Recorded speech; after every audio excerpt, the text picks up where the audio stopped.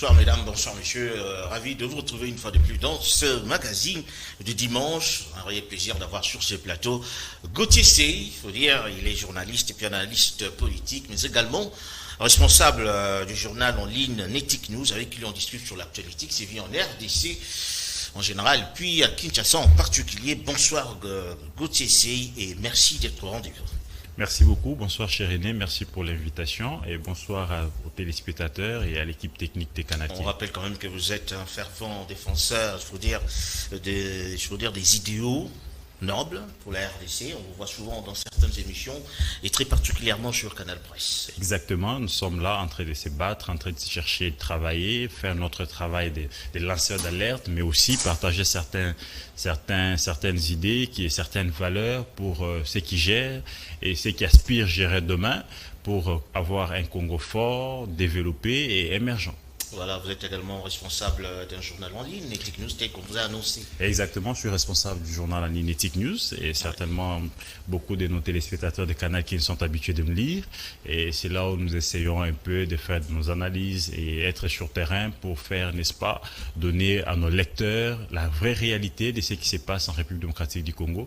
Et nous avions des reporters presque partout et nous efforçons quand même à, n'est-ce pas, leur donner la bonne information, la première main, pour qu'ils soient informés à temps réel sur notre site Netic News. C'est-à-dire que le média en ligne prend de plus en plus de l'ampleur finalement. Oui, avec le développement de la technologie, je pense que c'est devenu maintenant la mode.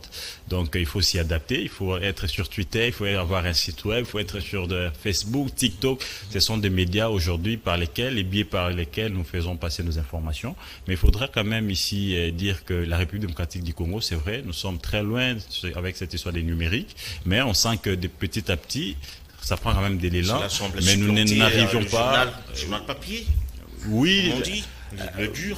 Oui, en quelque sorte, mais simplement, il faut aussi dire que nous ne couvrons pas encore une grande partie de la République démocratique du Congo, tout simplement parce qu'il y a des coins où il n'y a pas d'électricité, il y a des coins où il n'y a pas encore de la connexion, et il faudra que les autorités puissent travailler de façon d'arrache-pied pour que nous puissions avoir la connexion partout, l'électricité partout, effectivement, et ça fait qu'il y a des coins où il faut toujours recourir à l'analogique. Voilà pourquoi de temps en temps nous sommes sur Canal Presse, parce que nous savons qu'au-delà d'être sur TNT, oui, ils sont aussi sur analogique. C'est pour atteindre les grands nombres, n'est-ce pas, du public et des compatriotes qui ont besoin de nous écouter, d'écouter nos analyses et nos critiques et de nous lire aussi. Voilà, ravi d'être avec toi sur ce plateau. Le plaisir est partagé, cher ami. Merci, on parle du chef de l'État. Il faut dire qu'il a quand même visité le site papal qui va devoir abriter également les activités du pape. Question de se rendre compte de l'évolution des travaux.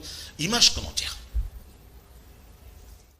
En prévision de la visite que le Saint-Père, le pape François, va effectuer en République démocratique du Congo à partir de ce mardi 31 janvier 2023, le président de la République, chef de l'État, Félix Antoine Tshisekedi Tshilombo, en fervent chrétien, a visité les différents sites qui vont accueillir le prince de l'Église catholique romaine durant son séjour quinois. Par cette itinérance à travers la capitale, le chef de l'État tient à s'assurer de l'effectivité de la fin des travaux et des normes de sécurité aux différents sites qui vont accueillir le Saint-Père. Aménagé sur un espace de 850 mètres carrés, le site d'Endolo est le principal, car c'est ici que le Saint-Père va célébrer la grand-messe du 1er février 2023. Des explications précises et détaillées ont été fournies au chef de l'État par le coordonnateur technique pour l'accueil du pape, Jésus Noël Cheke. 30 zones ont été aménagées avec 31 voies d'accès. Sur la tribune, a laissé entendre Jésus Noël Cheke au chef de l'État, il ne reste plus que des aspects décoratifs. À son passage au stade des Martyrs, le constat est que les travaux sont exécutés à 90%. Il ne reste que quelques finitions avant le jeudi 2 février, jour où le pape François va communier avec la jeunesse congolaise. Avec une superficie de 24 mètres de long sur 17 mètres de largeur, le podium du stade des Martyrs a également une rampe et des escaliers. Avant de boucler la visite des différents sites, le président de la République s'est rendu au Palais de la Nation, site où le chef de l'État aura son premier contact avec le pape à son arrivée à Kinshasa mardi 31 janvier. Ici, le coordonnateur technique Jésus Noël Cheke a expliqué au président de la République la pertinence de ce site et il a également dévoilé ses motivations pour que ces travaux soient presque finis dans le délai. Tous les sites sont prêts à accueillir les Saints-Pères. Son Excellence, Monsieur le Président de la République, l'a constaté de ses propres yeux. Il a vu et il a essayé, il a fait les tours des sites à pied. Vous avez constaté avec nous son endurance. Il a tenu à inspecter point après point pour s'assurer de bonnes conditions d'accueil du Saint-Père qui en réalité est son invité personnel. Mes sentiments, c'est des sentiments de joie, de voir que son Excellence, les premiers d'entre nous, Monsieur le Président de la République, Félix Antoine Tshisekedi, reconnaître et saluer ce travail que nous avons abattu jusqu'à proposer que nous soyons décorés pour le bien de la nation. Tout est mis en place pour que les Congolais, les millions de personnes qui vont se déplacer, puissent se déplacer dans de meilleures conditions. Et l'accès est libre, que tout le monde puisse venir et ça honore le pays pour que ce n'est pas chaque jour qu'on reçoit les papes dans son pays, en une vie, on peut les recevoir ne serait-ce qu'une seule fois. Nous avons l'occasion, cette génération, de voir les papes. La dernière fois qu'un pape était ici, il y a 38 ans après, il est l'occasion d'appeler tous les Congolais, les Kinois en particulier, de s'amasser d'abord les longs des artères pour accueillir les papes et de rejoindre Ndolo pour la Sainte Messe, Ndolo où les portes seront déjà ouvertes la veille à partir de 18 h. Et n'attendez pas 8 h parce que les portes seront fermées déjà à 7 h du matin, 2 heures avant le début de la messe qu'officiera les Saints-Pères. Satisfait du travail abattu par l'édifice du pays dans un temps record, sous la supervision de Jésus-Noël Cheke, le chef de l'État a bouclé sa visite de ce samedi 28 janvier 2023.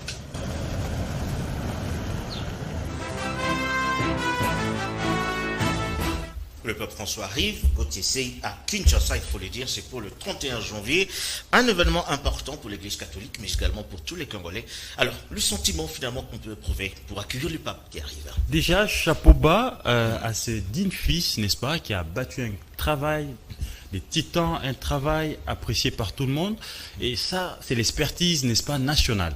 Je parle de Jésus-Noël Cheke et voilà. Merci au chef de l'État qui a proposé qu'il soit décoré pour un ancien journaliste et un jeune qui s'est démarqué, n'est-ce pas, pendant tout son parcours, quand il était journaliste, politique, administratif, aujourd'hui avec son entreprise e-proxy. Et c'est pour une première fois, depuis que ce régime aux affaires, qu'on puisse attribuer un marché à un fils du pays et puisse, n'est-ce pas, les réaliser, n'est-ce pas, à 100%, 100% qui est, n'est-ce pas, détournement, qui est des ratés. Et là, les chefs de l'État viennent même de proposer qu'ils soient décorés. Donc, je pense qu'il est temps que les gouvernements congolais, que les autorités congolaises puissent maintenant, n'est-ce pas, utiliser les énergies congolaises et utiliser les expériences et les expertises locales. Ça va permettre, n'est-ce pas, aux Congolais de se développer et à nos entités, nos entreprises d'être développées. Et là, chapeau bas encore à Jésus-Noël Cheke, ça prouve au moins qu'on a des hommes sérieux, courageux, capables, n'est-ce pas, d'effectuer des missions et de réaliser des grands projets comme nous venons de les voir. Et là, je constate des engins dans toutes les grandes artères de la République pour, n'est-ce pas, ici, annoncer l'arrivée du pape le jeudi. Donc, pour moi, l'arrivée du pape, c'est significatif. Il faudra maintenant ici... Le deuxième qui arrive après le pape Jean-Paul II. Le deuxième qui arrive après le pape Jean-Paul II, c'est très significatif. Il arrive dans un contexte très difficile où l'Est de la République démocratique du Congo est toujours en insécurité. On continue à tuer matin, midi, soir. Je pense que les autorités congolaises doivent profiter, n'est-ce pas, de cette visite pour faire passer les messages. Je vous rappelle que le pape sera accompagné de plus de 80 médias internationaux. Il sera accompagné, n'est-ce pas, par certains services, n'est-ce pas, de sécurité de certaines nations. Et le monde entier, n'est-ce pas, aura un regard vers la République démocratique du Congo. Donc c'est le moment ici que les gouvernements congolais puissent exploiter ces moments, les passages du pape ici pour faire entendre la voix, n'est-ce pas, de nos frères et sœurs qui sont violés, tués à l'est de la République démocratique du Congo. Et pourquoi pas, n'est-ce pas, à ce stade déjà sensibiliser ou prendre un échantillon, n'est-ce pas, des mamans victimes, n'est-ce pas, de ces atrocités, n'est-ce pas, de l'Est de la République, pour qu'ils viennent témoigner de vive voix, n'est-ce pas, auprès du pape, ceux qui sont en train de vivre, ou préparer un mini-documentaire, présenter la situation pas par pas de l'Est de la République démocratique du Congo, pour que pendant ces moments, que le monde entier soit informé, n'est-ce pas, de l'injustice. Le pape arrive avec une thématique, la réconciliation avec Jésus-Christ. Est-ce que vous pensez, ou soit l'autre question, il faut le dire, vous pensez réellement que le pape peut apporter quelque chose dans la résolution de conflits à l'Est? Au-delà d'être pasteur universel, c'est un chef d'État. N'est-ce pas? Il gouverne le Vatican. Et c'est l'un, n'est-ce pas, comment je peux l'appeler, l'une des personnalités au monde consultées par tous les chefs d'État. Ou qui a une voix, n'est-ce pas, qui pèse, qui s'est fait entendre dans tous les grands salons et dans tous tous les ateliers, n'est-ce pas, qui parlent monde ou qui parlent de pays africains. Je pense qu'au-delà de son statut de pasteur universel, qui vient, n'est-ce pas, ici prier avec ces milliers de fidèles, mais nous pouvions aussi exploiter, cher aîné, son côté, n'est-ce pas, chef d'État. Et sa présence ici sera, n'est-ce pas, mettra la République démocratique du Congo sur les projecteurs du monde entier. Et pourquoi pas exploiter ces moments-là, étant donné que l'Église, n'est-ce pas, c'est aussi un lieu où on peut retrouver la paix. À l'Église, on peut aussi parler de la sécurité. À l'Église, on peut aussi parler de l'insécurité. Pourquoi pas, n'est-ce pas, faire parler des témoignages, n'est-ce pas, qui peuvent, n'est-ce pas, ici, faire focus du regard du pape, mais aussi du monde, sur les réalités, l'injustice, n'est-ce pas, la complicité de certains pays voisins dans lesquels la République démocratique du Congo est en train de vivre. Donc, je pense ici à ce stade qu'il est temps que le gouvernement congolais, que les autorités compétentes puissent, n'est-ce pas, exploiter cette visite du pape. Au-delà d'être le père spirituel, il est aussi chef d'État. Je pense que les projecteurs du monde qui sont braqués sur la République démocratique du Congo peuvent aussi aujourd'hui entendre les injustices de la République. Comme on dit, autorité morale de l'Église catholique, il faut le dire de cette façon-là, mais également chef de l'État parce qu'il gère Vatican. Alors, donc, c'est pas simplement l'affaire de l'Église catholique, mais de tous les Congolais. Effectivement, c'est pas tout simplement l'affaire de l'Église catholique, mais tous les Congolais doivent se mobiliser pour accueillir les papes et aussi faire entendre la voix de nos frères et sœurs qui sont, n'est-ce pas, dans l'insécurité près de 20 ans. Alors, c'est un pari gagné alors pour le chef de l'État, c'est parce que pendant son actif que finalement le pape arrive à Kinshasa. Bon, on ne peut pas, n'est-ce pas, ici éluder l'arrivée du pape, n'est-ce pas, avec les régimes actuels. C'est vrai, ils en sont pour quelque chose, mais écoutez, l'arrivée du pape, s'il n'exploite pas bien son arrivée avec des thématiques, avec un discours qui peut accrocher, qui peut permettre au pape de porter la voix de la République démocratique du Congo, dans certains salons du monde, on décide du monde, alors ça sera une visite ratée. Donc ici, l'arrivée du pape, c'est vrai, sur le plan diplomatique, c'est quelque chose, mais sur le plan social, la République démocratique du Congo ne gagne rien. L'arrivée du pape ne fera pas que les paniers de la ménagère puissent, n'est-ce pas, avoir du pain, puissent avoir du poisson, puissent avoir du foufou. Ne fera pas que sur les marchés que les denrées alimentaires puissent connaître les rabais de prix. Ne fera pas en sorte que, n'est-ce pas, que les routes, les nids de poules qui sont partout dans toutes les artères de la République démocratique du Congo soient automatiquement réparés. Donc ici, il faut travailler. Nous ne devons pas ici se cantonner. J'ai suivi le vice-président de l'Assemblée nationale, le professeur André Mbata, pour dire que l'arrivée de pape fera que les fidèles catholiques votent automatiquement pour les chefs d'État. Alors écoutez, que le cardinal dira que non, il n'est pas venu pour une activité politique. Effectivement, il ne faudra pas ici politiser cette affaire. Il faudra ici permettre à tous les Congolais, dès l'opposition, dès la majorité, de toutes les religions, étant donné que la République démocratique du Congo, c'est un pays laïque, de prendre part, n'est-ce pas, nous puissions, n'est-ce pas, ici, profiter de la visite d'une personnalité influente au monde pour faire entendre la voix, n'est-ce pas, des injustices que nous sommes en train de subir matin, midi, soir. Et si André Mbata et l'IDPS pensent qu'il faudra privatiser cette arrivée, ils risquent de faire fausse route et empêcher, n'est-ce pas, d'autres Congolais qui peuvent faire entendre la voix ou qui peuvent faire des manifestations pour accrocher ou pour retenir les regards du pape, afin que le pape puisse, n'est-ce pas, porter la voix dans ces salons au monde où il ne prend pas. Donc ici, je dirais, il faudrait ici que André Mbata puisse se repentir. Et il n'est nullement question, pas de récupération politique, parce que l'arrivée du pape ne va pas, n'est-ce pas, ici augmenter le salaire des fonctionnaires, ne va pas, n'est-ce pas, ici réparer les nids de poules, ne va pas ici, n'est-ce pas, améliorer les sociales du peuple congolais. Il faut travailler. L'arrivée du pape a créé d'autres activités, notamment le démolissement de certains sites. On voit en image quelques sites qui ont été démolis au profit de l'arrivée du pape à Kinshasa.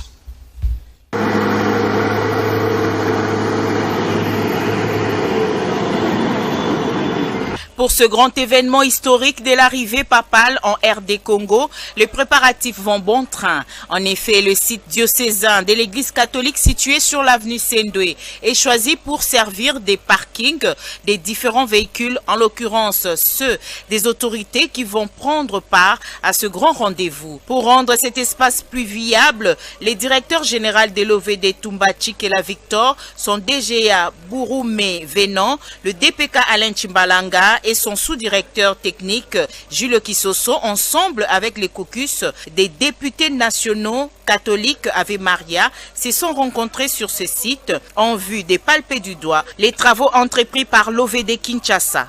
Il y aura une activité au niveau de Ndolo et avec tout le flux de la population qui va arriver, ça ne pouvait pas contenir à ce qui concerne le parking. C'est comme ça qu'ils ont envisagé de voir la possibilité de créer un parking ici. Et nous, OVD, sur instruction de notre ministre, nous avons été mis à profit pour pouvoir réaliser cette opération. La députée nationale Geneviève Inagozi a en outre donné quelques précisions concernant ces 10 travaux. Ce n'est pas tous les jours que le pape visite un pays. Pour la RDC, c'est une source de bénédiction et surtout que sa venue est placée sous le thème de tous réconciliés en Jésus-Christ. Je sais que le pape nous amène la paix, la solidarité, la réconciliation. Mobilisons-nous donc pour lui réserver un accueil très chaleureux. L'OVD, c'est un service public qui est spécialisé à exécuter ce genre d'ouvrage. Nous sommes référés au Premier ministre qui nous a envoyé auprès du ministre des Infrastructures qui a ses services spécialisés. Je pense qu'il n'y a pas mieux que l'OVD pour aménager cet espace en temps voulu. Signalons que ces travaux de reprofilage et de remblayage ont une durée d'exécution de 5 jours.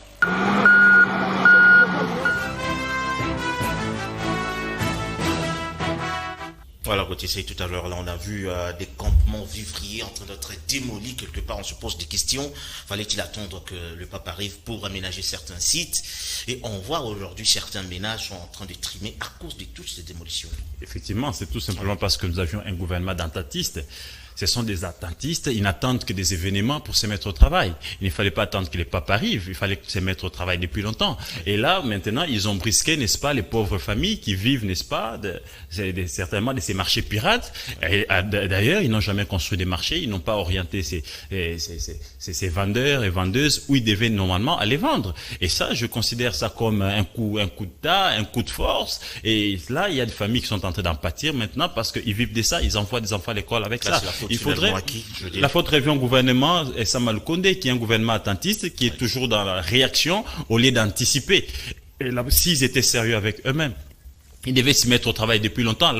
Les papes étaient annoncés il y a quelques mois. Je pense qu'il y a même une année ou une année et demie. Donc, ils pouvaient se mettre au travail depuis longtemps, aménager des marchés, aménager des lieux où ils devaient, n'est-ce pas, orienter des gens qui étaient exposés dans des marchés pirates pour rendre la ville propre. Il ne faudra pas seulement ici aménager les artères où le pape va passer, mais il faut aller voir ici, non, pas simplement à la cité ici, à Kasavubu, à Kalamu, à Kinshasa, où nous sommes maintenant. Et si les papes voudraient maintenant visiter d'une manière improvisée certains coins de la République? C'est une manière de faire, c'est pour dire quoi? Que Kinshasa respire bien?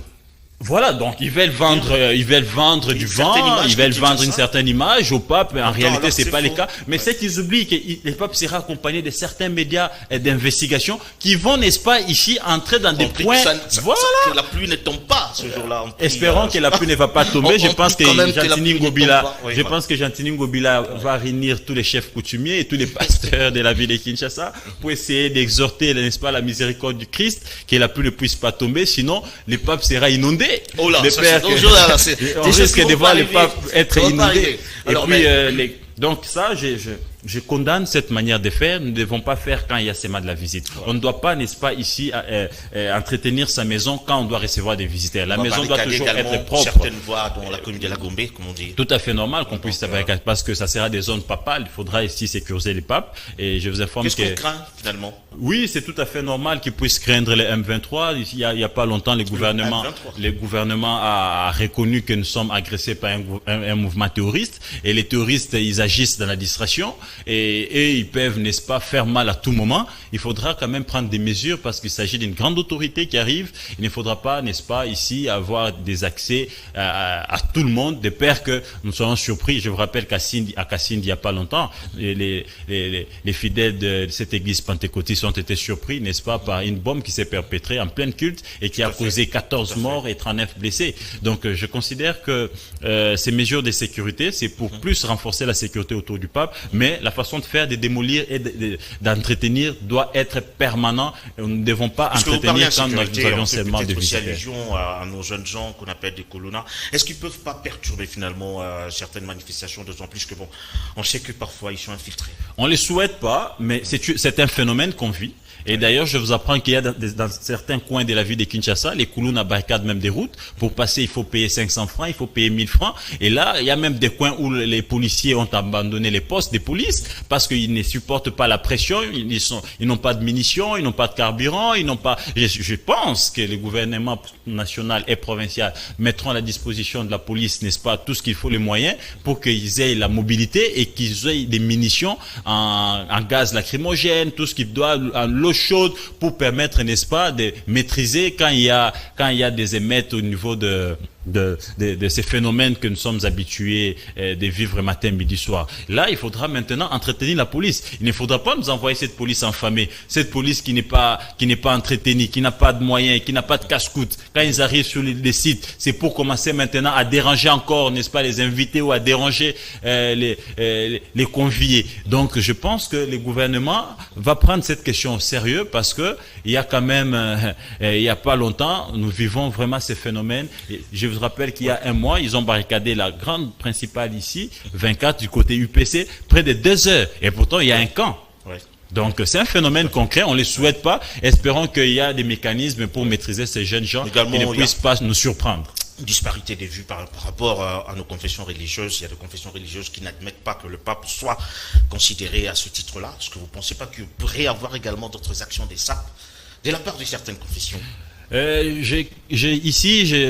J'appelle toutes les confessions religieuses qui, n'est-ce pas, qui fonctionnent ou qui font leur mission évangélique ici en République démocratique du Congo, de ne pas en faire un problème parce que l'Église catholique aujourd'hui en République démocratique du Congo peut représenter 60 ou 70% de la population.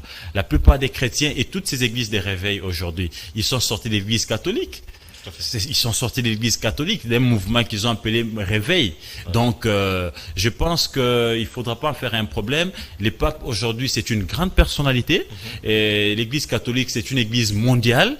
Et au-delà d'être pasteur universel, vous voyez qu'on l'a même donné un statut particulier, chef d'État du Vatican. C'est qu'ils n'ont pas beaucoup de chefs spirituels de certaines confessions. Donc, je considère qu'à ces deux titres, il mérite les honneurs, il mérite cet encadrement. Et il faudrait que tous nous puissions nous incliner, l'accueillir dans le bon sens pour lui permettre aussi d'avoir les échos, n'est-ce pas, de l'Est de la République démocratique du Congo et de nos zones, de toutes nos zones où il y a de l'insécurité, il y a des conflits. À l'Est de la RDC, après ça, il va au Soudan. Je souhaite qu'il ne puisse pas s'y rendre parce que les M23 est en train de monter en grande puissance et je vous apprends qu'Itianga est déjà entre les mains de ces M23. Il ne faudra pas que les papes soient surpris de l'autre côté et ça sera une tâche pour la République démocratique du Congo. Alors, puisque tu as parlé de l'insalubrité, on voit en image quelques immondices le long des artères, toujours dans le cadre de préparatifs, faut dire, de l'accueil du pape qui arrive le 31 janvier.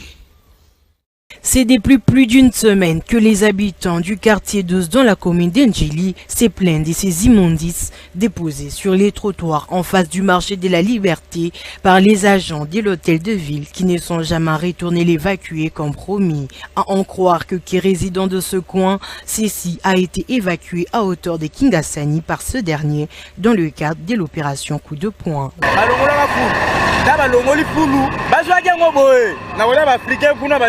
Fulu ba ko déposer on soir pour que ko longwa ti le longwa ti ba ga banda ku ba ga ba ko bo ga soir da ko mi full pour nini pour public da ba ko bo ka ba ko bo ga ta pour le toli e ko li siko be ebite so ni ko bandeni ba longo na ngote siko ba continue ta le logo ne pour les oko la boito ebite ke ti wat.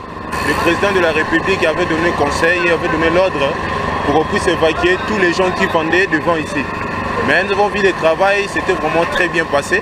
Mais nous avons tellement besoin qu'on puisse changer cet endroit. Ça veut dire que ça nous dérange tellement. Ça fait déjà une semaine passée. Nous demandons au chef de l'État puisse parler avec le gouverneur Chantini Ngobila, puisse nous aider vraiment. Comme ça, ça nous fait mal. Ah, on est dans le quartier 12, Nabitabe, côté à Passerelle, il y a quartier 12, fort à marché à Liberté. Il y a hôtel de la ville. Batamolaka, Gentini Ngobila, bourgmestre Njili. D'accord, on a tous les steltés, tout à Foulou, tout, et ça, Prince. Tous les coins, Foulou et Longwa. Kaka Awana, quartier 12, avenue Bonoki, na Prince.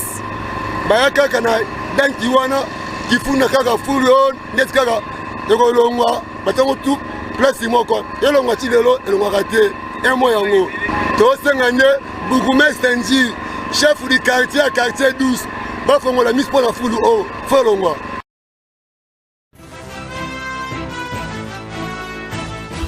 Voilà, l'insalubrité à Kinshasa pas son plan, ça, chez la commune de Njili, qui va également peut-être voir le cortège du pape passer, mais on a comme l'impression que c'est devenu monnaie courante. On cure les caniveaux, mais on dépose les immondices sur les artères. Il faudrait ici reconnaître que Gentini Ngobila et son gouvernement provincial, ils ont montré des limites dans cette histoire de curage des caniveaux et puis d'évacuation. Ils tirent les caniveaux, ils balayent des artères, mais il n'y a pas une politique d'évacuation, il n'y a pas d'engin. Ngobila n'a cessé de promettre des engins qui n'arrivent presque pas. Il est maintenant à 4 ans de son mandat. Le mandat est en train de prendre fin, je pense, dans 12 mois ou 14 mois. Il n'y a toujours pas d'engin. Je pense que ces phénomènes, c'est dans tout Kinshasa. Si vous passez vers Selembao, Kalamu, Bumbu, partout on cure, mais on ne sait pas évacuer. Et quand il pleut, ça rentre encore dans les caniveaux. Donc la conséquence des inondations, la conséquence, il y a des écoulements, il y a tout ce qui se passe. Je considère que Ngobila a montré ses limites et l'Assemblée provinciale doit prendre acte des limites de Ngobila et les sanctionner pour avoir, n'est-ce pas, un gouverneur avec un gouvernement provincial capable, n'est-ce pas, de rendre Kinshasa propre, parce que ça, c'est à la base même de certaines maladies que nous sommes en train de vivre. On avait lancé l'opération Kinbopeto, qui n'a peut-être pas très bien marché. Qui a accouché d'une souris. Voilà, qui a accouché d'une souris selon Gauthier Sey. Alors on prend un autre élément qui parle du chef de l'État à Dakar dans le cadre de la souveraineté alimentaire en Afrique. Image. Le continent africain s'engage dans une dynamique de recherche de voies et moyens d'atteindre sa souveraineté alimentaire grâce à son énorme potentiel dans le secteur de l'agriculture. C'est dans cette optique que le Sénégal abrite du 25 au 27 janvier 2023 le deuxième sommet sur l'alimentation en Afrique organisé par la Banque africaine de développement. À l'invitation du président du Sénégal, Macky Sall, président en exercice de l'Union africaine, le chef de l'État, Félix-Antoine Tshisekedi Tshilombo, président de la CEAC et de la SADC, est arrivé à Dakar, où il a pris part à ces sommets. Parmi ses homologues, une vingtaine de dirigeants africains attendus à ces assises. Dans son discours de circonstance, le chef de l'État sénégalais a indiqué que ces sommets visent à impliquer l'Afrique dans le chemin des solutions, la mettant dans les perspectives d'une agriculture moderne pour sa souveraineté alimentaire au-delà de la résilience. Le président Macky Sall a invité ses pairs à gagner le pari de la production agricole pour enrayer la sous-alimentation. L'Afrique devrait puiser dans son énorme potentiel pour se nourrir par elle-même et pourquoi pas nourrir le monde, a renchéri le président en exercice de l'Union africaine. Les chefs d'État se sont succédés pour parler de l'expérience de leur pays dans le domaine de l'agriculture. Le président de la République, Félix-Antoine Tshisekedi Tshilombo, a d'entrée de jeu remercié et félicité le président Macky Sall et la Banque africaine de développement pour cette initiative inédite permettant de mettre le chef d'État face aux bailleurs de fonds et autres associations, avant de souligner que dès son avènement à la magistrature suprême, il a pris l'option de diversifier l'économie de la RDC à travers deux grands secteurs, à savoir l'agriculture et les minéraux, très convoités par les agresseurs du pays. Pourquoi je voulais le diversifier? Évidemment parce que malheureusement, notre économie dépend beaucoup des mines et les mines sont à la base de beaucoup de nos malheurs. La preuve, en ce moment, nous vivons encore un de ces malheurs par l'agression rwandaise contre mon pays, et ça fait plus de 20 ans. Je fais une parenthèse justement parce qu'il fallait que j'en parle. J'ai entendu beaucoup parler de l'agression russe en Ukraine, mais on oublie souvent celle qui a plus de 30 ans et qui est causée par un des voisins de la République démocratique du Congo. La RDC est en marche. Elle est en train de s'élever, a dit le président de la République, soulignant que le pays a besoin d'accompagnement pour la paix et la stabilité. Les besoins également d'énergie pour développer les industries, À propos justement des industries, 8 sites sont identifiés à travers le pays et 3 zones agro-industrielles ont été développées, a indiqué le président de la République. Voilà, tout à l'heure, là, c'était le chef de l'État. Il était à Dakar dans le cadre des politiques managériales pour l'accroissement alimentaire en Afrique. La grande question demeure, il faut parler aujourd'hui de la consommation interne, alors que, il faut dire, l'Afrique a commencé depuis des siècles. Ici, il faudrait dire d'abord sur la sortie, l'intervention du chef de l'État. Je considère que c'est une intervention où le chef est en train de se plaindre, il continue de pleurnicher, et pourtant, tous ces gens-là, ils ne cessent d'écouter la voix de la République démocratique du Congo. Plutôt, les chefs devaient avoir, n'est-ce pas, une intervention, n'est-ce pas, des guerres, parce qu'on suppose que la République démocratique du Congo est en guerre. Et pendant que lui était de l'autre côté à Dakar, les M23 étaient en train d'avancer et les forces armées de la République démocratique du Congo ne faisaient que reculer. Nous avions déjà perdu encore 2 localités. Donc, il doit arrêter, n'est-ce pas, ici, de se plaindre. Et quand le chef dit qu'il veut diversifier l'économie congolaise parce que nos minéraux sont à la base de... Non, écoutez, Dieu nous a donné des minéraux et nous, Congolais, vous qui accédez aux fonctions de l'État, vous qui nourrissez des ambitions de diriger les grands Congos, vous devez tenir compte de ces minéraux, protéger ces minéraux, les faire bénéficier aux Congolais. Dieu ne nous a pas donné ces minéraux pour que nous puissions mourir. Dieu ne nous a pas donné ces minéraux pour que nous puissions aujourd'hui, n'est-ce pas, subir la pression de nos pays voisins. C'est tout, nous subissons cette pression, nous mourrons parce que nous avions un leadership faible. Et quand les chefs se plaignent de nos minéraux, en d'autres termes, les chefs, n'est-ce pas, veulent corriger l'éternel Dieu tout-puissant des armées qui a voulu que ces minéraux puissent être un peu démocratique du Congo. Et les grands, il n'y a pas que les Congo. La Libye a du pétrole, l'Angola a du pétrole, il y a des pays qui ont aussi des minéraux. Et partout, il y a de l'or par-ci, par-là. Pourquoi ils ne meurent pas? Pourquoi on ne tue pas là-bas? Parce qu'ils ont un gouvernement sérieux, ils ont un leadership éclairé, charismatique, qui fait peur dans la sous-région et qui impose, n'est-ce pas, sa marche. Donc ici, faire comprendre au monde que nos minéraux sont à la base de nos morts, de l'insécurité, de nos compatriotes qui sont en train de mourir matin, midi, soir. Moi, je considère que c'est un faux fuyant, n'est-ce pas? Ce qui est à la base des morts, ce qui est à la base de l'insécurité, c'est le leadership faible, n'est-ce pas, qui s'est succédé des Kabila jusqu'à ce jour. Et je considère qu'il y a aussi la complicité en interne. Parce que on ne peut pas comprendre que ceux qui continuent à gérer, ceux qui continuent, n'est-ce pas, ici, à tenir des fonctions d'État, des fonctions, des hauts secrets, ce sont des gens, n'est-ce pas, qui ont été dans la rébellion, qui ont été soutenus par la rébellion des Kagame, qui ont été soutenus par la rébellion de Museveni. Et ces mêmes régimes qui ont soutenu les rébellions à l'est de la République démocratique du Congo, à l'ouest, sont encore aux affaires. Et leurs poulins sont aux affaires en République démocratique du Congo. Si vous retournez peut-être à la question, parce qu'on parle encore de services alimentaires en Afrique et particulièrement à Kinshasa, où nous avons des millions de personnes qui sont malnutries, il faut quand même le dire. Finalement, quelle est cette approche qu'on doit développer pour finalement, comme le chef l'a dit, il veut diversifier certes, mais pour finalement applaudir l'activité alimentaire en RDC? Quelle approche faut-il développer? L'approche, nous avions tant de terres. Oui. Il faudrait maintenant ici, n'est-ce pas, commencer à construire des routes à dessert agricole.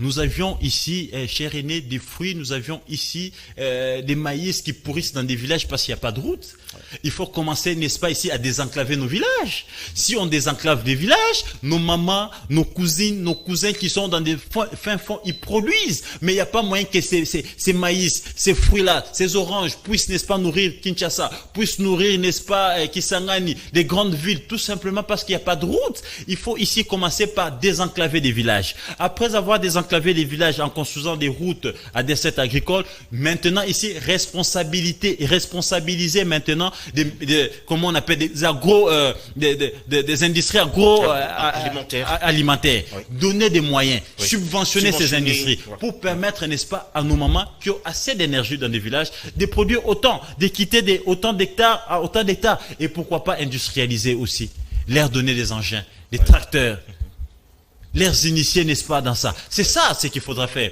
Chercher à parler, on a tant parlé, il faut se mettre maintenant au travail. N'est-ce pas? Il faut se mettre au travail. C'est une année finalement de la fin du mandat que le chef de l'État... Il devait prendre... Oui, il devait commencer... Est-ce que le problème, est-ce que c'est l'acheminement des vivres, je veux dire, pour la consommation, ou c'est le problème de pouvoir d'achat? Parce qu'on a comme l'impression qu'on produit, mais on ne consomme pas par manque de pouvoir d'achat. Non, on ne produit pas aussi. On ne produit pas parce que c'est pour la consommation, bien sûr, pas pour l'exportation. C'est qu'on produit, ça ne suffit même pas pour la consommation. C'est plus de 100 millions d'habitants. Et qu'est-ce qu'on produit? Et je vous dis ici qu'il y a des villages qui sont enclavés, où il y a des choses qui pourrissent parce qu'ils sont incapables de faire parvenir ça dans des grandes villes pour que ça soit consommé. Ça, il y a un problème de production. La production, elle est aussi faible parce que la production, elle est encore artisanale. Il faudra ici, n'est-ce pas, industrialiser la production. Et des deux aussi, c'est pouvoir d'achat. Effectivement, c'est aussi un autre problème. Le pouvoir d'achat pose aussi problème. Il faudrait ici, n'est-ce pas, maintenir l'équilibre des prix sur les marchés, mais aussi créer de l'emploi. Or, rien qu'avec l'agriculture, on peut aussi créer de l'emploi. Si, n'est-ce pas, on met du sérieux. Il ne faudra pas faire des projets comme Bukangalos avec Matata, qui a englouti autant de millions de dollars. Il faudra ici des projets sérieux et faire des bonnes études au préalable avant, n'est-ce pas, de décaisser des fonds. Et responsabiliser des gens capables, n'est-ce pas, de faire ces travails-là. Et non des gens qui peuvent venir là uniquement pour s'enrichir. Donc je considère ici que la production pose problème, mais le pouvoir d'achat aussi un autre problème. Alors puisque tu parlais du chef de l'État, parlais du leadership et tout, enfin une question qui me vient en tête parlant de remue-ménage à la présidence de la République. Est-ce que vous ne pensez pas, avec la réduction des conseillers du chef de l'État, cela peut quand même canaliser certaines énergies qui peuvent créer un autre leadership finalement en RDC?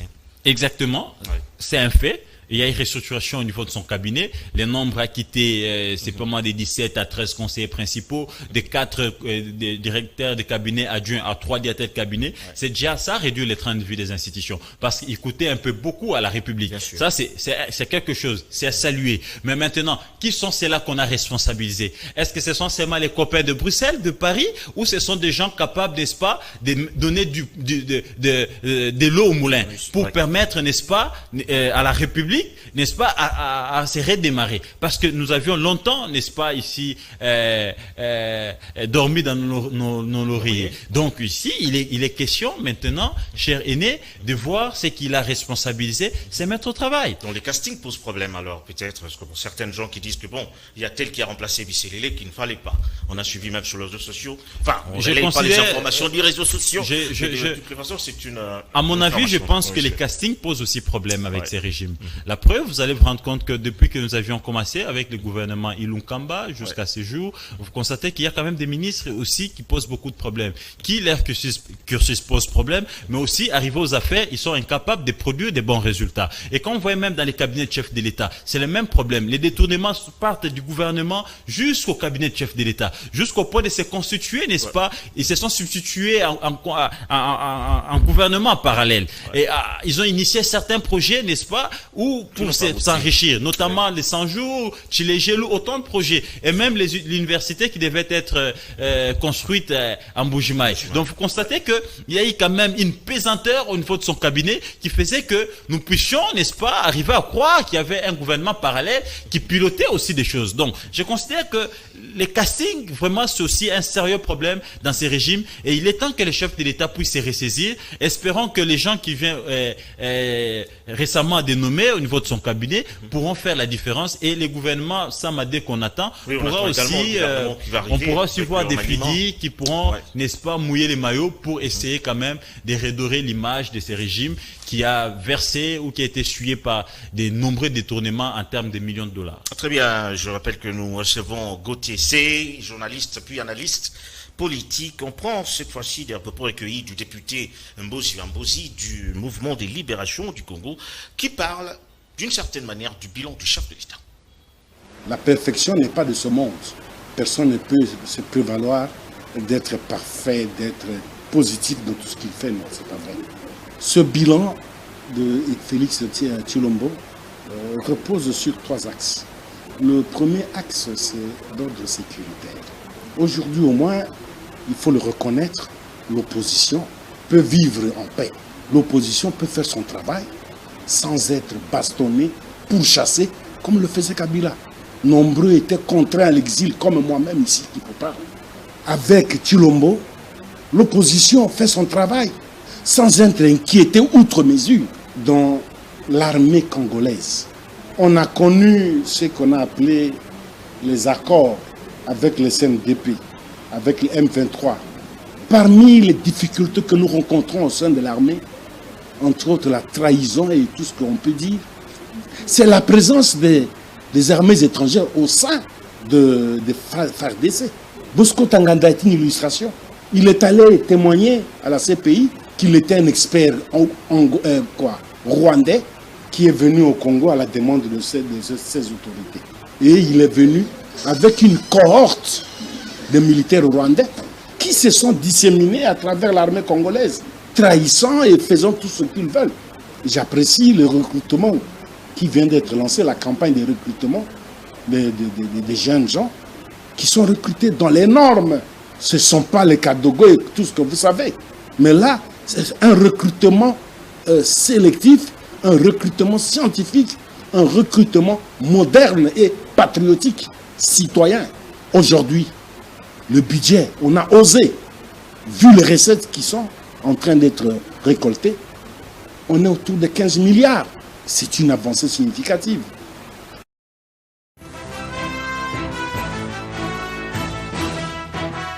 Une avancée alors significative, comme m'a dit Mbozi Mbozi, député provincial du mouvement de libération du Congo. Finalement, je pose des questions. Est-ce que vous pensez qu'il est sérieux quand il avance ce genre d'arguments? À mon avis, je pense que c'est une repentance. Quand il parle de brassage, quand il parle de certains groupes armés qui ont intégré les FARDC, y compris les MSC, dont lui les cadres. Donc c'est un groupe rebelle qui est venu aussi, et qui a sémoncé la terreur dans un coin de la République. Et ils ont été, n'est-ce pas, brassés, ils ont intégré les FARDC. Donc pour moi, je considère que c'est une repentance. Donc ils reconnaissent qu'ils sont à la base de l'insécurité, parce que parmi ces gens, il y avait des Ougandais, il y avait des Rwandais, des Burundais, qui sont aujourd'hui des infiltrés, qui ont, n'est-ce pas, ici, eu des hautes fonctions dans nos FARDC et qui nous causent maintenant du tort parce qu'ils relayent toutes les informations auprès de leurs mentors. Donc je considère ça comme une repentance et aux gens de RCD et d'autres groupes rebelles de suivre aussi les pas. Mais pour ce qui est des chiffres avancés par les députés provinciaux du MSC, je considère ça comme une insulte pour le peuple congolais. On parle de 15 milliards, on peut même parler de 20 milliards, mais est-ce que le peuple congolais vit ces 20 milliards? On ne peut pas ici parler des avancées en termes de mobilisation des recettes, en termes du budget, mais sur le plan pratique, nous ne sentons absolument rien sur le terrain. Parce que ce budget doit être alloué dans certaines rubriques, n'est-ce pas, de la vie sociale de la population. Mais que vit la population? Quel lien y a-t-il entre le budget des 15 milliards et les vécus quotidiens de la population? La redistribution pose problème. Ouais. Ou c'est tout simplement, ce sont des chiffres avancés pour plaire, n'est-ce pas, aux oreilles, je ne sais pas de qui. Le chef de l'État peut-être. Donc moi je considère qu'on parlera réellement du budget de 15 milliards, de 20 milliards, au moment où sur terrain on verra des routes être construites, on verra les denrées alimentaires être, n'est-ce pas, vendues dans des prix abordables, ou le jour où les Congolais pourra manger 2 fois ou 3 fois la journée. Et ces jours-là, on pourra dire, écoutez, effectivement, nous avions quitté de 4 milliards à 15 milliards. La conséquence logique voudrait que aujourd'hui, hier, sur 4 milliards, on mangeait 1 fois. 15 milliards, on est à mesure de manger 3-4 fois. Et que les salaires des fonctionnaires sera augmenté, de nos policiers, de nos soldats. Il y a un réajustement des salaires quand même des fonctionnaires de l'État. Il y a un réajustement de salaires des fonctionnaires de l'État, mais sur terrain, les taux d'échange, c'est à 22. Oui. Ça représente absolument rien. Donc il faudrait ici, il y a réajustement de salaire, mais les taux restent stables. Toujours à 19, toujours à 18. Et à ces moments-là, on pourra sentir, n'est-ce pas, c'est que la joue là. Mais quand les réajustements, ils sont, au lieu qu'ils puissent réajuster pour améliorer les conditions de vie des fonctionnaires, mais eux, ils réagissent, ils sont en train de suivre, n'est-ce pas, les taux d'échange sur les marchés. Et automatiquement, les paniers des ménagères ne peuvent pas, n'est-ce pas, voir l'augmentation des vivres ou des denrées. Donc il y a encore des efforts à fournir. Je pense que seul le terrain peut justifier l'augmentation du budget, comme le dit, et non comme venaient de le dire les députés provinciaux de MSC. Je considère que c'est tout simplement... Un autre élément qui parle de la tournée du ministre de l'Aménagement du Territoire, M. Guy Luando, qui s'est rendu à Boïndé. Nous sommes à l'Équateur.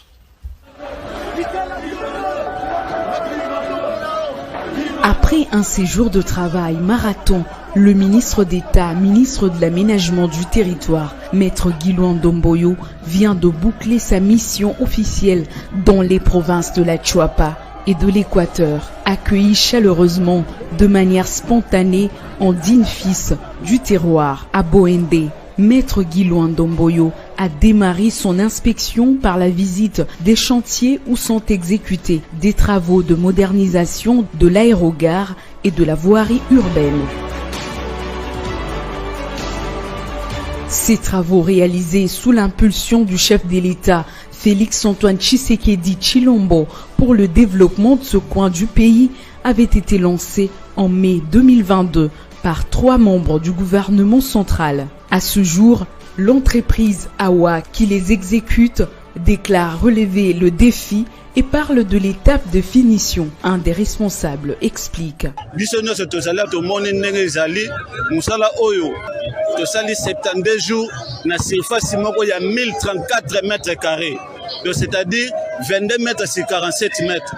Et ça, la construction mixte, béton armé. Malgré la province à Chuapa, biso to bosanité que zali province oyo mbule betaka mingi mena équipe na biso mobimba ya awa to bundi na ndenge moko za la butu za la moi bandeko bayaka aba mona ba biso ti butu to travailler awa nde to tika na étape ya finition.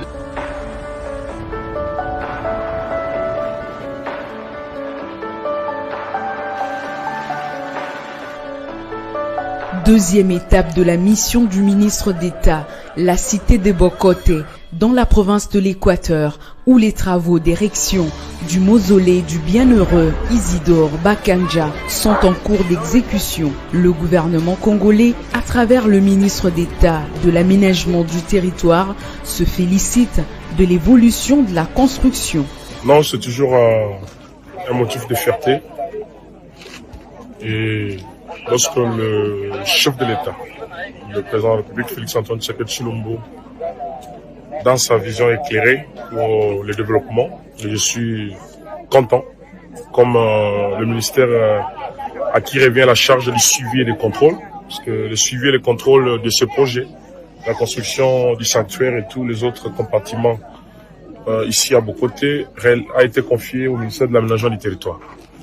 Et donc, dans le cadre de l'itinérance, le suivi et le contrôle des travaux, c'était très important pour moi de venir, au-delà des rapports. Il faut le dire que nous recevons des rapports de la part de nos délégués ou de la part de l'Église catholique.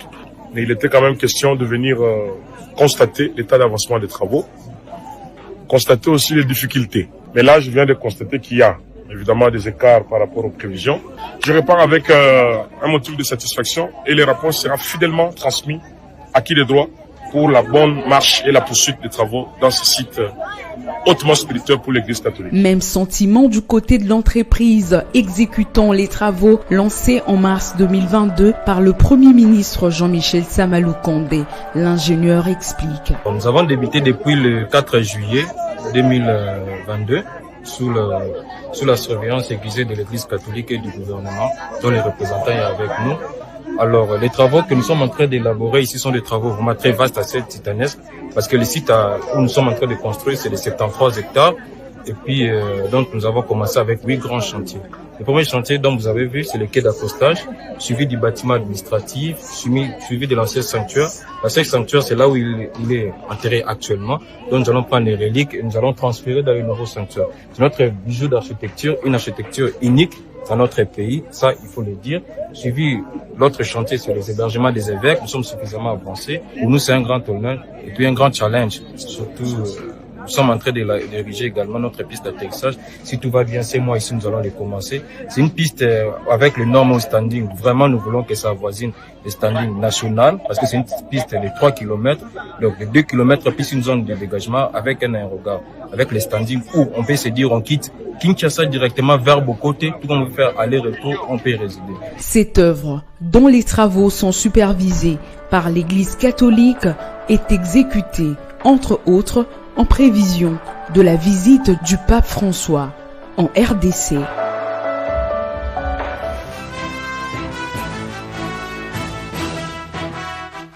Voilà, c'était là donc le ministre de l'Environnement Territoire, Guy Luando Mboyo, avec sa tournée. Peut-être une minute pour ça, le commentaire que vous avez par rapport à tous ces travaux qui se font finalement à l'Équateur. À mon avis, Guy Luando Mboyo, c'est l'un des meilleurs ministres du gouvernement Sama Lukonde.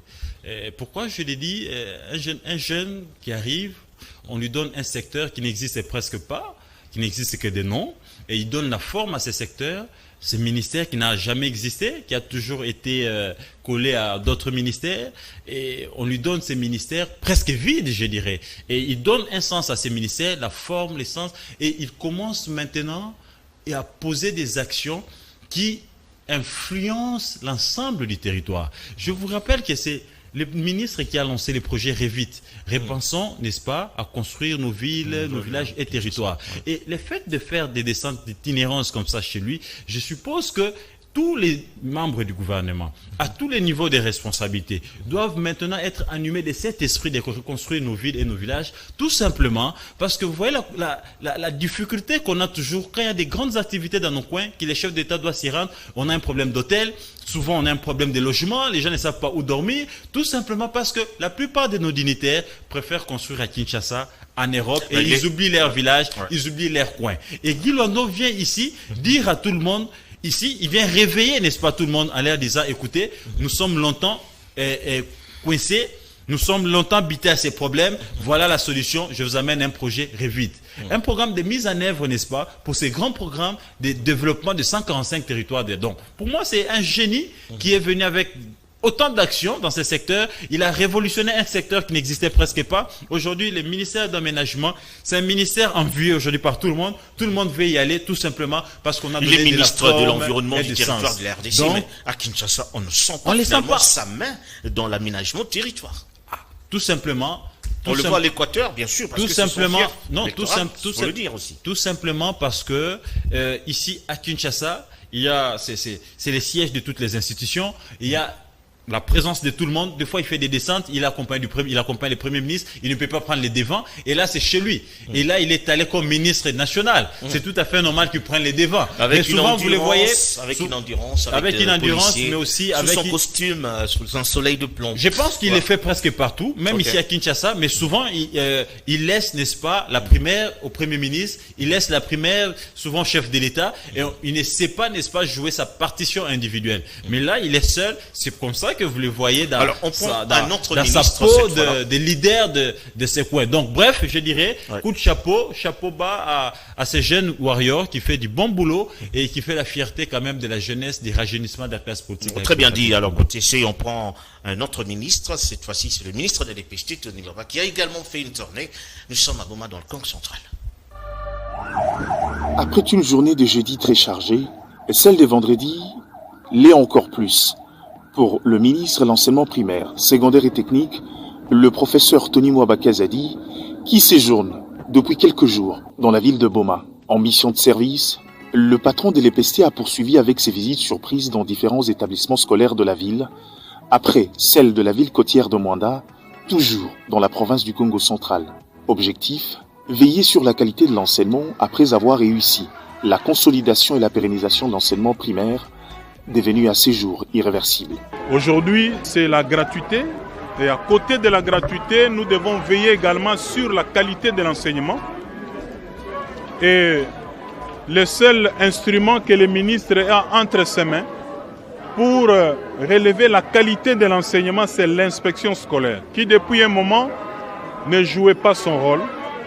Alors, ces séances pédagogiques sont organisées pour rappeler à tous les inspecteurs leur mission en province, de manière à ce qu'ils se réveillent, qu'ils fassent la formation des enseignants, les contrôles pédagogiques, administratifs et financiers, mais également assurer correctement les évaluations. Première étape, c'est le complexe scolaire Makaya-Lézi. Ici, c'est le chef d'établissement qui l'accueille et surpris de recevoir le patron de l'EPST. Comme exercice, le ministre et son équipe se sont livrés au contrôle de la matière en cours d'enseignement, le document administratif d'agrément et des fonctionnements de l'école, mais également le document pédagogique des enseignants et ceux scolaires des élèves. À ces sujets, Madame Christine Epanepa et Monsieur Jacques Diamoussoungaï, respectivement secrétaire général à l'EPST et inspecteur général, ont fait quelques observations aux chefs d'établissement scolaire et aux enseignants qui n'étaient pas en ordre avant de leur donner des instructions précises dans le but de l'amélioration. Prochainement, avec toutes les observations qu'on a faites et d'autres qui viendront, si ça persiste, il y aura des sanctions. Des instructions.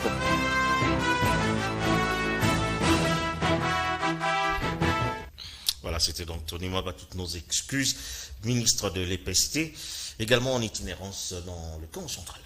Je considère que c'est aussi un autre meilleur ministre de ces gouvernements qui a fait parler même l'opposition. Je vous rappelle qu'il y a eu une activité à CEPAS où Martin Fayoulou, l'opposant radical du régime, l'avait même cité comme un exemple que la CENI doit suivre avec sa réforme de numérisation des élèves. Donc je pense que ce qu'il est en train de faire, il faudra ici responsabiliser les inspecteurs, parce que les inspecteurs ont qualité, n'est-ce pas, de surveiller, n'est-ce pas, les enseignants pour que les calendriers scolaires soient respectés, mais aussi que la qualité de l'enseignement, n'est-ce pas, soit respectée. Vous savez que le monde aujourd'hui est en train de courir derrière la nouvelle technologie. Il ne faudra pas ici laisser les inspecteurs avec les anciennes méthodes qui sont toujours en train de recourir aux livres, tout ça. Donc il faudra aussi ici actualiser, n'est-ce pas, les outils de formation. Et je pense que c'est une itinérance qui tient debout. Et les gardiens de la gratuité, comme l'appellent les enseignants, est entré ici. Tous ces ministres en ébullition, c'est pas en prévision du remaniement qui arrive. Non, c'est tout simplement, je vous rappelle qu'il n'est pas à sa première itinérance. Tony Mwaba est toujours sur terrain. Donc je peux dire que c'est l'un des ministres qui est plus sur terrain que dans des écoles, et plutôt que dans son bureau. Il ne cesse de faire des visites surprises dans des écoles pour se rendre réellement compte de l'enseignement et du respect du calendrier. Et je pense que c'est que il est en train de faire, c'est un grand travail. Il faudra ici que les inspecteurs prennent conscience, n'est-ce pas, de la responsabilité qui est la leur pour qu'ils puissent se mettre au travail. Parce que d'un côté, nous avions la gratuité, mais la gratuité ne doit pas ici, n'est-ce pas, basculer la qualité de l'enseignement. Il faudra ici, et la gratuité et la qualité puissent marcher de pair pour, n'est-ce pas, ici, n'est pas... comment dire, même sacrifier l'éducation de nos enfants. Nous sommes pratiquement arrivés à la fin, Gauthier Sey, mais je voudrais quand même qu'on discute pendant 30 secondes du PPRD qui aujourd'hui semble être vidé de son contenu. Après le départ des Bochab, on parle maintenant de Tunda Kassindé. Finalement, qu'est-ce qui se passe? Ici, je pense que c'est une leçon pour ceux qui sont aux affaires maintenant, mais aussi pour les jeunes qui aspirent à faire la politique. Je ferme d'abord la parenthèse. Je dirais que pour ceux qui sont aux affaires, ils doivent apprendre de travailler, n'est-ce pas, dans la légalité et dans toute vérité. Et ne pas profiter de leur poste de responsabilité pour se donner à des pratiques qui peuvent, n'est-ce pas, demain ou après-demain, faire d'eux esclaves. Et ce que nous sommes en train de vivre aujourd'hui, c'est tout simplement la mauvaise gestion, caractérisée, n'est-ce pas, par ces caciques, ces dignitaires de l'ancien régime, qui ont peur de la justice, qui ont peur de perdre leurs biens, qu'ils ont, n'est-ce pas, ici, frauduleusement. Et pour se protéger, ils sont obligés de, n'est-ce pas, jouer ou de nager toujours avec les régimes qui arrivent. Tout simplement parce qu'il faut protéger des biens qu'ils ont hier déclarés bien 100 mètres. Donc c'est la transhumance. Pour se taper gratuitement. Donc c'est cette transhumance pour les cas des Bochab, c'est un cas patent. Bochab, c'est comme une mère qui a donné naissance à un enfant et après, lui-même, il se décide de donner la mort à cet enfant. Bochab, c'est les visionnaires. C'est l'un des concepteurs de la vision de la Kabylie. Bochab, c'est l'un des fondateurs du PPRD. Donc, aujourd'hui, voir Bochab quitter le PPRD, c'est une façon ici de dire que donc je dirais même que Bochab, c'est le cerveau moteur du régime Kabila. Donc, ici, il faudra dire qu'on a déplacé les cerveaux de Kabila vers Tshisekedi. Donc, Tshisekedi aujourd'hui va bénéficier du même cerveau sur lequel Kabila s'est reposé pendant 18 ans pour gérer. Parce qu'il s'agissait de Bochab, il s'agissait de Lumand. Mais simplement, ici, tout est calculé. Tout est calculé. Politiquement, je vais chuter par là. Politiquement, Bochab n'a rien à donner sur le plan ancrage sociologique. Mais techniquement, il a de l'intelligence. On ne peut pas renier, n'est-ce pas, les côtés intellectuels la science débauchable. Techniquement, scientifiquement, il a quelque chose à donner. Mais moralement et sur le plan éthique, c'est une mauvaise leçon. Une mauvaise leçon pour le peuple congolais. Mauvaise leçon pour la jeunesse congolaise. Pose une question rapidement et puis on répond. C'est-à-dire, tous ces départs ne sont pas, je veux dire, consécutivement au comportement du chef de file, Joseph Kabila, qui est presque enfermé en lui-même, taciturne, qui ne dit pas mot. Est-ce que vous ne pensez pas que ça... Je ne pense pas parce qu'ils sont habitués avec lui comme ça. Ce sont eux qui donnaient du contenu à ce que Kabila devait dire. Donc, ils étaient, n'est-ce pas, ils n'étaient plus à mesure de donner du contenu à Kabila pour que Kabila puisse s'exprimer. Voilà, parce que hier, tout ce que Kabila disait, tout ce que Kabila faisait venait d'eux. Ici, tout simplement, c'est les besoins de satisfaire son ventre et de satisfaire. C'est ça aussi la conséquence. Il faut éviter à un certain âge de se remarier, faire des enfants pendant qu'on est déjà en retraite. Il faut chercher à donner à ses enfants les mêmes conditions de vie qu'on a donné aux premiers enfants. Et la conséquence, on va nager avec tous les régimes, même sans idéologie, sans vision, tout simplement parce qu'il faut remplacer Bahati au Sénat. Merci beaucoup, Gauthier C. Je rappelle que vous êtes journaliste, mais également analyste politique, responsable. C'est à moi de vous remercier de m'avoir invité. Je pense que c'est pas une première, non plus une dernière fois. Nos portes sont ouvertes et chaque fois qu'il y aura l'invitation, on sera là pour répondre, n'est-ce pas, aux préoccupations de nos compatriotes. Merci beaucoup. Merci également à vous qui nous avez suivis de partout. Merci à Soulé ainsi qu'à Koupar Bola. On se retrouve les dimanches prochains à la même heure. D'ici là, portez-vous.